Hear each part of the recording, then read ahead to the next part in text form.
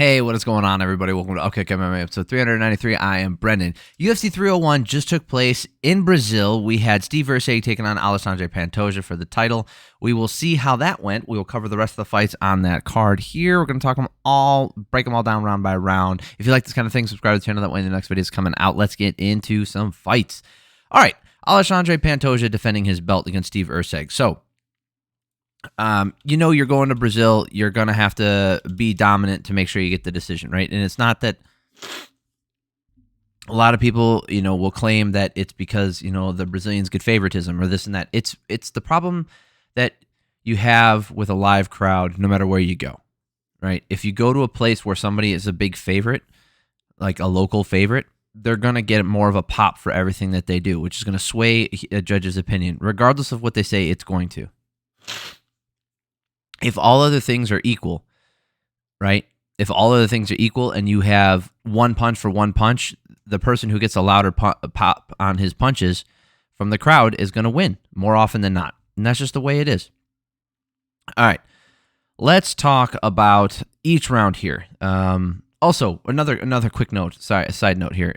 We'll talk about it more as we go on, but something was really messed up with the production, right? They're just messing up visuals, messing up the microphones. The announcements were all screwed up. They hung Karen Bryant out to dry, announcing Steve Erceg twice, saying the whole Steve Carroll bit. What was going on with their production team down there? I have no idea. I don't know if they sent their B team or their C team, but they just did not have their shit together. And then like people who normally are rock solid, like Bruce Buffer, screwed up. We'll talk about that when we get to it. All right, so Pantoja starts out the fight chasing him down, throwing those hooks right away, and then diving in on a takedown. Erceg shucks him off, fights him off. So this kind of was the story of most of the fight. Pantoja hits you with a couple things, but for the most part, he's looking for that takedown. He's trying to grind on you. And honestly, this is going to be his fight style going forward. You want to look at the control time that he had in each one of these rounds: 2 minutes, 1 minute 25, 1 minute 53, and then 2 minutes 46. For all those people saying like he's a maniac, he's crazy, and all this and that, like he's spending a majority of, not a majority, but a large portion of these rounds, actually a majority of these rounds, I could say that, either standing at distance, not throwing anything, or going for a takedown and controlling him on top. So for all those things about being a crazy fighter, I think he just puts himself in bad positions and gets hit a lot. Erceg lands this beautiful lead hook and then a right hand and then a low kick. Back up top, it was really pretty at one point. Pantoja coming in wild with those loopy shots and landing. Erceg is pressuring, trying to bait out the blitz, but when he comes in, he just isn't landing all the time. Pantoja manages to get the takedown at 210, and then he holds him down for a majority of the rest of that round. Now, if you want to talk about pure damage here, I guess Pantoja did land some good damage on the ground here. So he outlanded him 30-17. Pantoja stayed in control on top, and the hooks finally, Erceg finally got back up with 12 seconds left. Pantoja can get tired, so let's see how this atmosphere, like the bad atmosphere and being down in Brazil, cost Erceg, but it really didn't. Both these fighters looked about as fresh as they normally would. Pantoja with that crazy pressure again, looking to strike his way into the takedown in the second round. Pantoja getting into the body lock takedown in the middle of the cage. Gets to the mount. Erceg gets back up at the 240 mark. So this second round, if you look at that control time, that's what swayed the judges, I believe, in the second round. So we'll look at the scorecards at the end of this. I haven't really looked at them yet.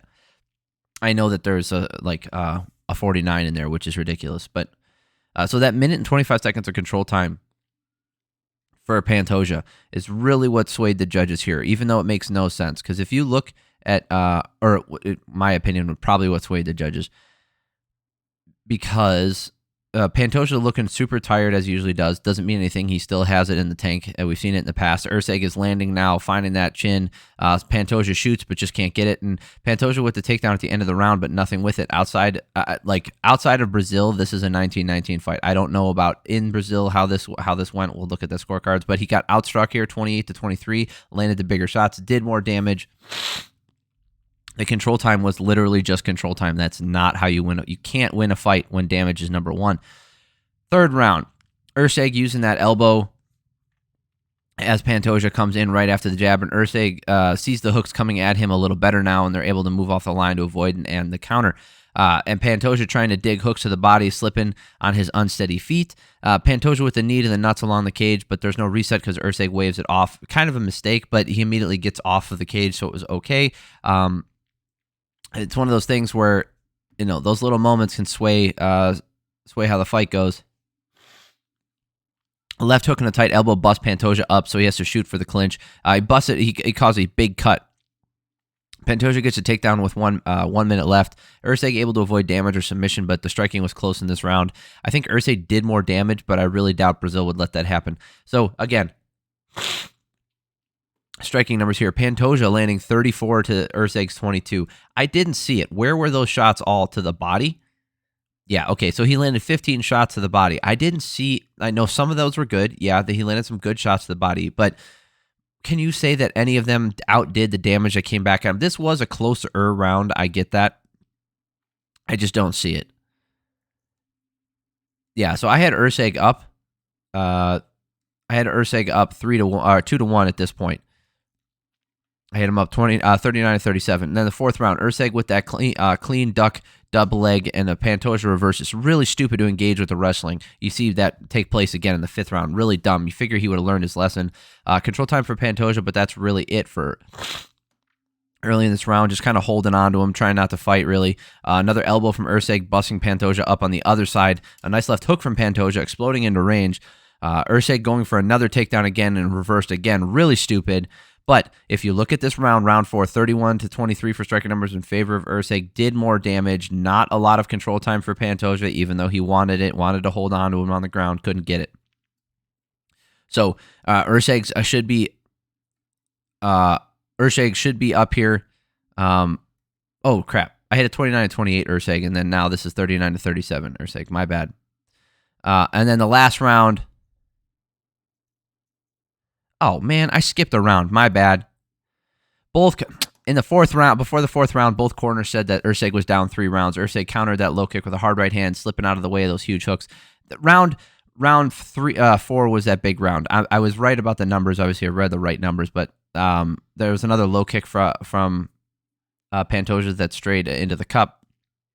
But anyway, I had Erceg up 39-37. I had him up 3 rounds to 1. And in this last round, Pantoja did win this last round, the round that I was describing. He was just holding on to him, but Erceg wasn't able to land a ton of damage in here. Only landed 13 strikes to Pantoja's 15. Wasn't able to do the damage to outweigh all that control time. The damage was close enough, nearly 2 minutes and 50 seconds. And that's because Erceg kept interacting and kept trying for those takedowns. Really stupid to do that.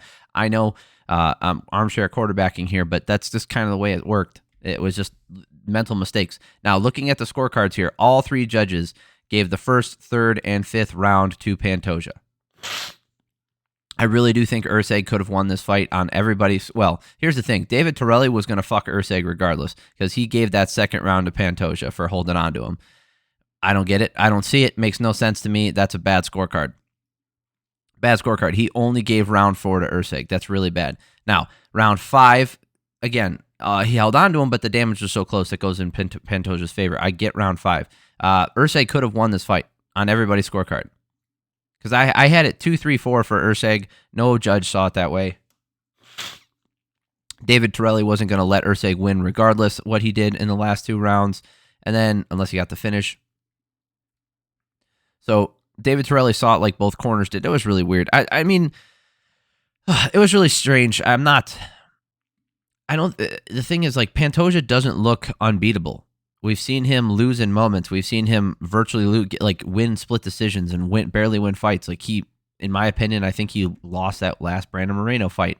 Like, he dominated Brandon Royval on the ground and, like, held him down forever, but there's these moments where he just looks really beatable, and it's just going to be a guy, like, people are talking for Muhammad Mokaev to jump in there. I think he should have to fight somebody. I mean, I don't know. Steve Erceg was ranked number 10. I know this was a short notice thing. He wasn't supposed to fight him. I get that. But all things being considered, Mokaev should have to fight somebody in the top 5, right? Instead of getting a title shot right here. Because Mokaev can get the win against Pantoja. And then, we're going to have that kind of wrestling for the champion, whatever. That we haven't. The fights with Brandon Moreno and Figueiredo were fun. We did them too many times, in my opinion, but they were fun. Has the division ever been the same since DJ left? I know all of his fights, people didn't like him because they weren't exciting or this and that, some of them weren't exciting.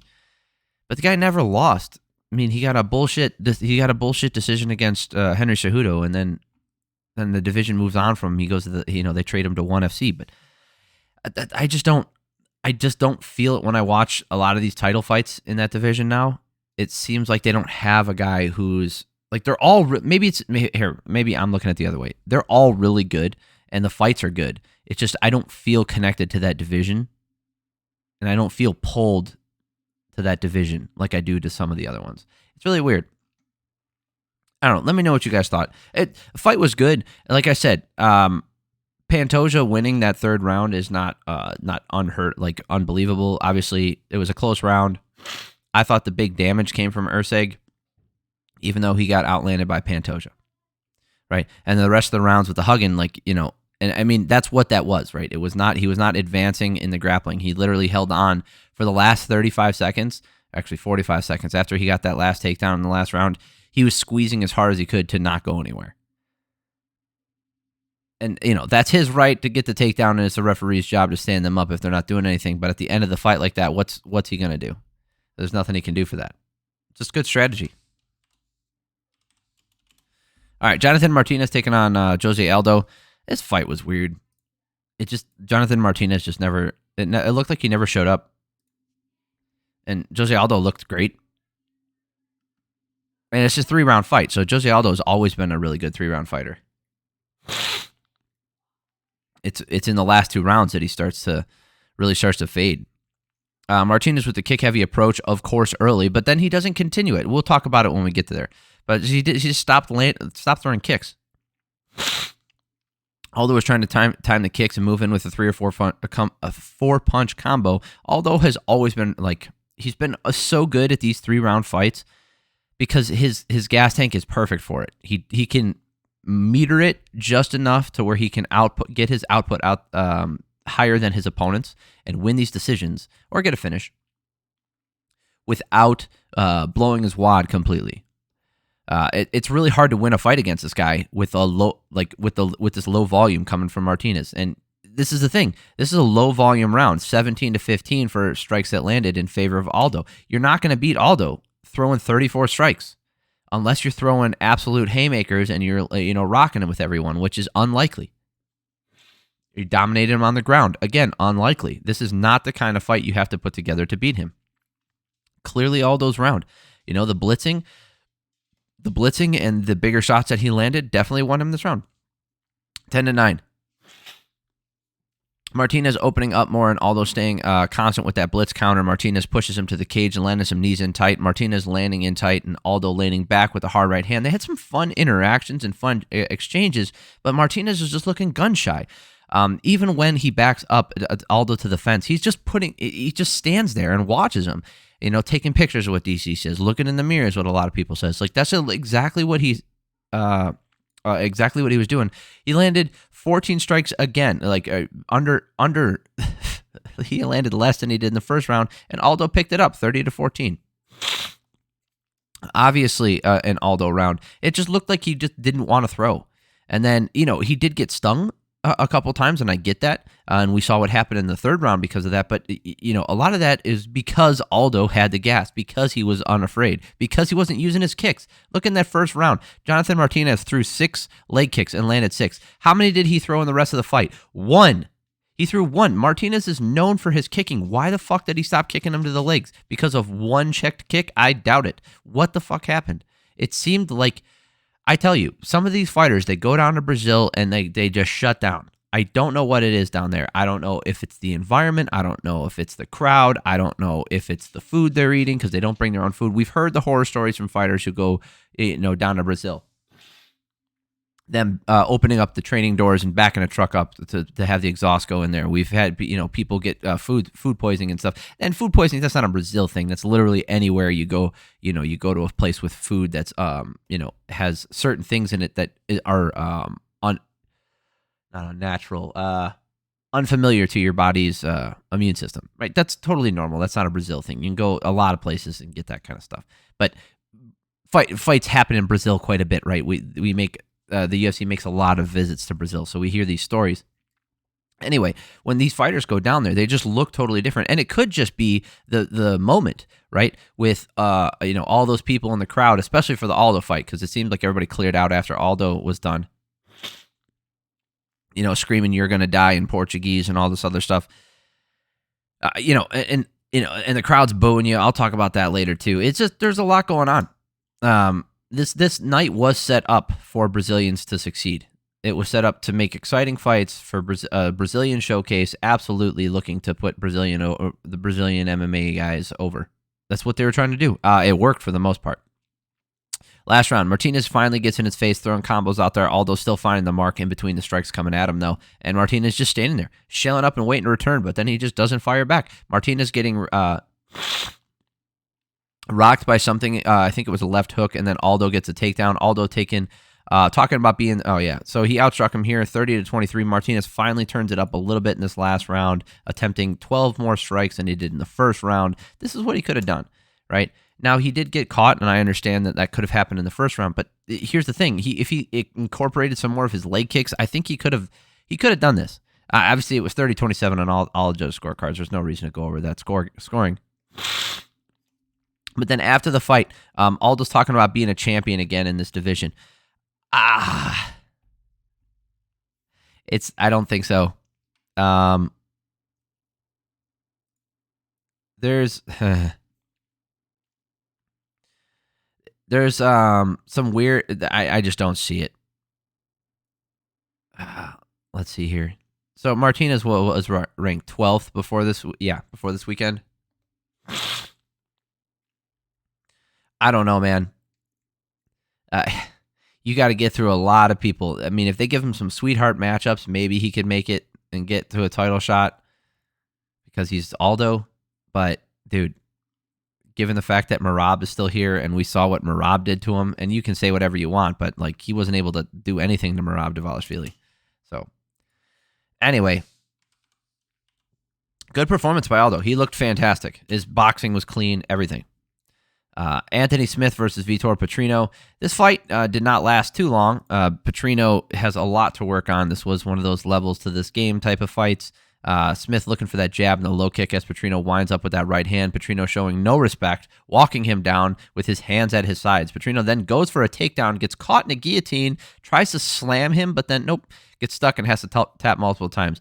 And then also, this is where Bruce Buffer screwed up, and he was like, and still undefeated, Vitor. Oh, sorry. And then he goes and has to tell Anthony Smith, like, okay, so Vitor Petrino, strong guy, athletic, hits hard, all that stuff, and I'm sure in the light heavyweight division, he'll stick around for a little bit if he can keep this together. But Anthony Smith, I don't remember what I said specifically. I didn't go back and watch my video on him, but he was like saying that people in the media and people online are like calling him old and stuff. I mean, he's still old. All right? It's not like old doesn't necessarily mean bad. Okay? It doesn't mean you're bad. And as far as challenging for a title, I think I've also said this, like, I don't think it's likely. But being that it is light heavyweight and how that kind of works, it's a possibility. He could still challenge for a title at some point.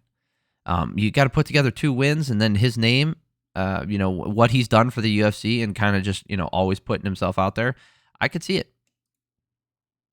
All right, let's move on because there's some controversy in this next one with a guy that I really like now.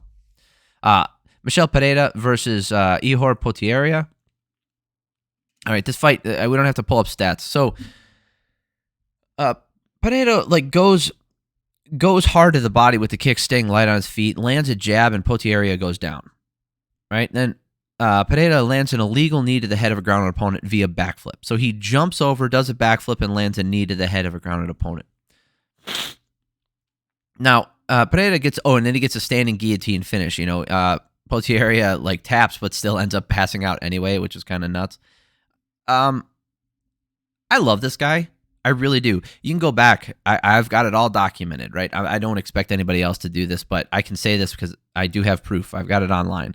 I've said that he could be the champion. When he was fighting at 170, I thought he was a legit contender at 170. I think he is a legit contender at 185. I said that too. For all of his flaws when it comes to the eccentricities and the way he moves, and he came in and gassed himself out, and then he's a little undisciplined with his striking. He can definitely be a champion. I wanted to see him versus Khamzat a long time ago. I thought that would have been fun. I still think it would be fun, even though Khamzat never fights anymore.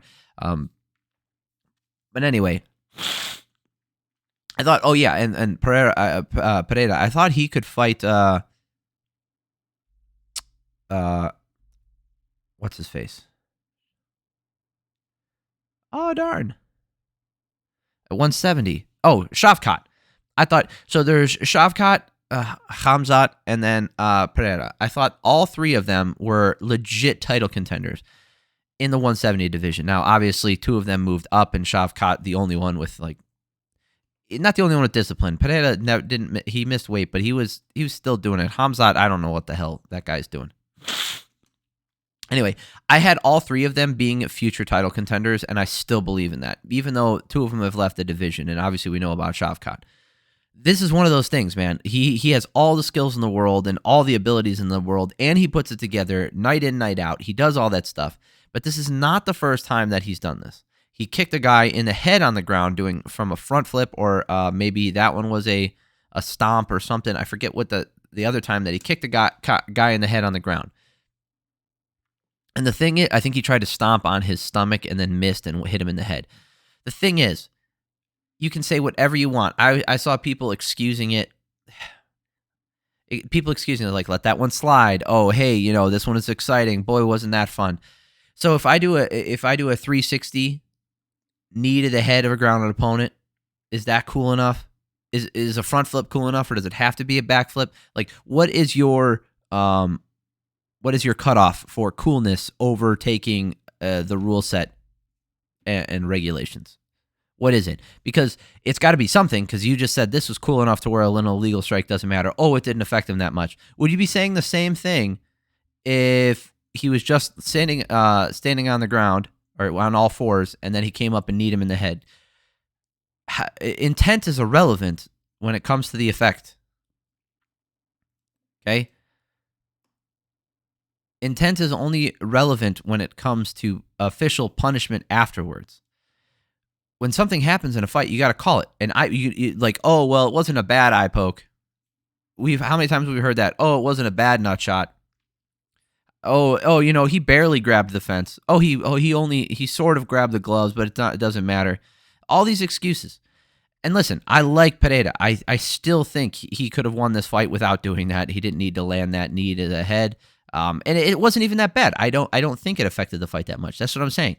But rules are rules. You can't do that shit. We need to dial this back in. Now, if this gets overturned, I feel it's unfortunate, but I wouldn't be upset because that's the rules. You gotta go with that shit.